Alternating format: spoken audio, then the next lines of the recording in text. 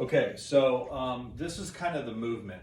And so the first movement is there's always going to be a shift right. Okay, so this is happening, kind of before the club gets, transported back. So that shift is going to shift to the right. Then the rib cage is going to transport that club. Okay, now you don't want to create, a massive amount of resistance. There is going to be a kind of a separation between the pelvis and the rib cage, or we need that, like that has to happen, but it doesn't happen where everything just rotates like that. So you're going to have that first shift. Now this is the most important part.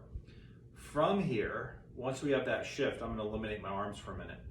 Then that shift, and it's only like 1.5 inches of a bump, that pressure is going to move back towards the heel.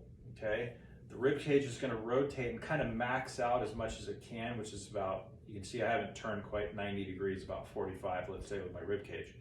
Then the pressure is going to go back into my heel. Notice that my hip starts to work behind me and further back. Now you can see my right scapula. Okay, that's how that should work. So we don't want to just shift and then turn everything, because that wouldn't be right. And we don't want to load right and then resist, because that wouldn't be right either, because we don't play golf like that. We play golf this way, kind of like a discus. So we want to make sure we create enough range of motion to create your speed. This is also going to help kind of the sequencing. Okay, so from this side, as I get in here, okay, cross my arms.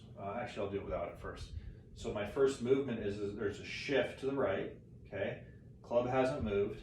And then I rotate my rib cage, okay? So now there's separation. Then the pressure goes back to the heel, then my right hip moves back. So it moves in this direction, and then it moves behind me towards the target. That gives me a lot of depth. That's what also gets my arms to go further back. Okay, so I'm not just doing it with my arms. And I'm not trying to do this. I'm not trying to load my right hip and turn, because that's flexion. We don't want flexion in the trail hip, okay? Doesn't work in golf, okay, because it makes the golf swing not functional. So we want to make sure that once you create pressure here, you wind up, then the pressure goes back. Okay, so that's kind of the motion. That allows your pressure to spike left and go. All right?